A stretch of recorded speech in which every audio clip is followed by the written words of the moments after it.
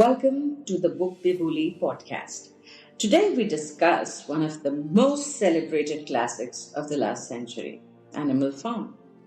Time magazine chose Animal Farm as one of the 100 best English language novels 1923 to 2005. It also featured at number 31 on the Modern Library list of best 20th century novels. It won a retrospective Hugo Award in 1996 and is included in the Great Books of the Western World selection. Popular reading in schools, Animal Farm was ranked the UK's favourite book from school in 2016 poll. Definitely a classic that needs to be read. Children, especially the young ones, are fascinated by animals. A book that to a celebrated classic trying to send a message through animals is definitely good for children. Or is it? Today we have Manya Chandra with us. Welcome on board, Manya. Hi, my name is Manya. I'm currently in grade 11 and I'm an avid reader, and I've been passionate about books and reading ever since I was little. So I'm really excited to do this, and thank you so much for having me on the podcast today. Well, it's wonderful to have you. Animal Farm is a book on the life of animals on a farm, their evolution, their victory, and then self-rule. So how was your experience after reading the book? I thought it was an interesting read. Definitely not a feel-good factor book, but it was interesting to see how George Orwell drew us into the story. The setting was pastoral. It's a farm with animals who don't seem so threatening in the beginning, but with time we see the darker side of the entire narrative, with violence, manipulation of the other animals' disabilities, and even using propaganda to get what they want, which didn't go down so well with me. Okay, a quick question. How did you come across Animal Farm? Well, actually, last year there was a short newspaper article by a celebrity who talked about reading.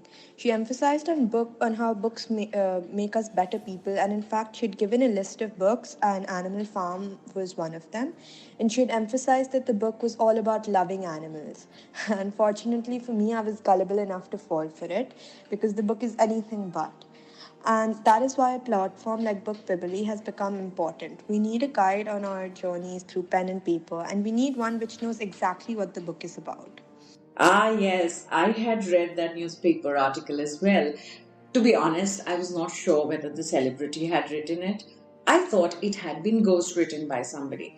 But what surprised me more was that the ghostwriter had also not read the book, because by any stretch of imagination, Animal Farm does not talk about love for animals and does not initiate any such feeling in anyone, forget children. But anyways, let's talk about the revolution. The animals winning against Farmer Jones. I really enjoyed all of it. Did you? Yes, it was genuinely entertaining and humorous to see the animals usurping the farm from Farmer Jones and then establishing their rules, their seven commandments, and how they differentiate themselves on the basis of their levels of intelligence. And initially, how it works, you believe that the author of the article knew what she was talking about. Okay, so let's turn to slightly more cheerful matters. Who was your favorite character and why? I genuinely liked Boxer and wanted him to succeed, so I was deeply upset by the treatment he got in the book. So I started to question even, is this book not encouraging hard work and sincerity? I don't think this is one of the few books where it does not really end well. Did anything disturb you about this book? The book doesn't end well. Deceit, cunningness were the real victors of the book. Animals like Napoleon and other pigs are the winners. I found this unusual.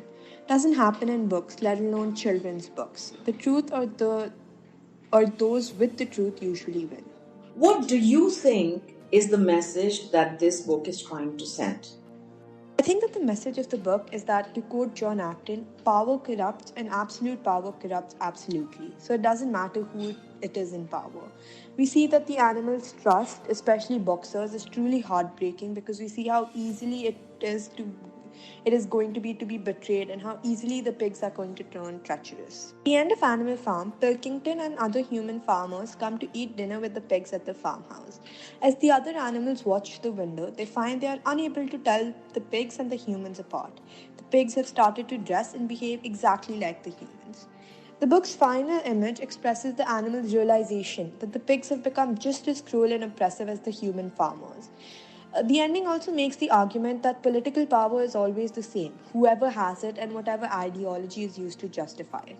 Powerful people are cruel and selfish, whether they're pigs or humans. Okay, forget about the reputation. Isn't this just another book about the story of animals? What do you think is so great about this book compared to so many other children's books on animals? Or even, let's say, the Disney movies? Well, for one, the songs are missing, and two, there's no happy ending except for the pigs. But on a serious note, it's not a classical animal story. There's no dancing, no singing, no concept of brotherhood and camaraderie. Instead, it is those concepts flipped on their heads, turned bitter. I understand that you are an avid reader. So, as one of the many, many books you've read, do you rank it very highly? Or it is just one of the other books, read once and done type of thing? Neither, to be honest. It's not an average book, but not one that I can rank very highly. It's by no means a wallflower, but again, by no means is it a book that you can feel incredibly happy reading. What George Orwell did skillfully was to keep it short and not keep harping on and on about the dictatorship of Napoleon. He definitely keeps it short, but definitely not sweet. Okay, let's forget the reputation again. Would you recommend this book to a child as a must read? And if yes, then what age?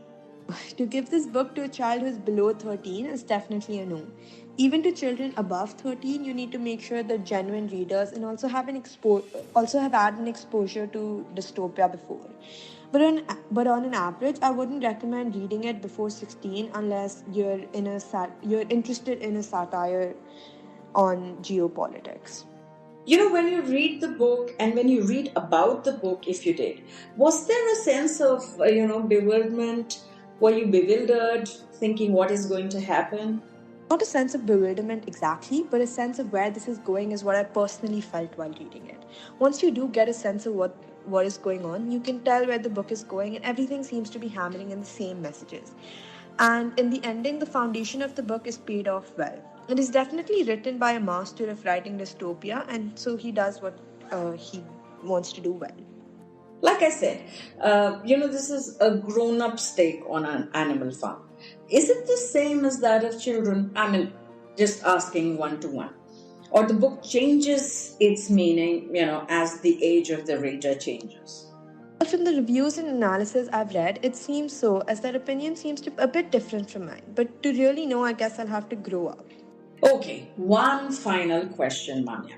Do you think it's a children's book at all? Or can we safely keep it in the genre of young adults? To me, it doesn't really seem so. If you mean children as in not teenagers, then I would strongly advise you not to give this book to anyone under 13. As I said before, a reader accustomed to reading or children who are slightly mature for their age are an alright audience for this book. However, in this case, waiting until they're out of their Disney phase would definitely be a good idea. Well, thank you very much, Manya, for being part of this. I really enjoyed it, and I think Bookbibuli is a great platform for avid and new readers as well, and really helpful in getting to know about a book. Its recommendations have also helped me discover some really interesting books like Jonathan Livingston's Seagull, so I would really recommend this platform to others who are looking to find new books. Well, thank you very much, Manya, for being with us. It has been a wonderful journey. To the rest of the audience, Animal Farm is most famous, especially in the West, as a stinging critique of the history and rhetoric of the Russian Revolution, retelling the story of the emergence and development of Soviet communism in the form of an animal fable. Animal Farm allegorizes the rise to power of the dictator Joseph Stalin. In the novella, the overthrow of the human oppressor Mr. Jones by a democratic coalition of animals quickly gives way to the consolidation of power among the pigs. Much like the Soviet intelligentsia, the pigs established themselves as the ruling class in the new society. This is the political premise that Animal Farm had. And to be honest, because of this political premise, Animal Farm was banned in a lot of countries. Personally, I believe that this book would appeal to young readers who are interested in geopolitics. Also, I believe it is more appropriate for young adults rather than for young children. This book serves as the starting point for George Orwell as an author. So before you move on to 1984, and which is a classic piece of dystopian literature, I would recommend reading Animal Farm. So that's all for today, and we shall see you next week. Until then, happy reading!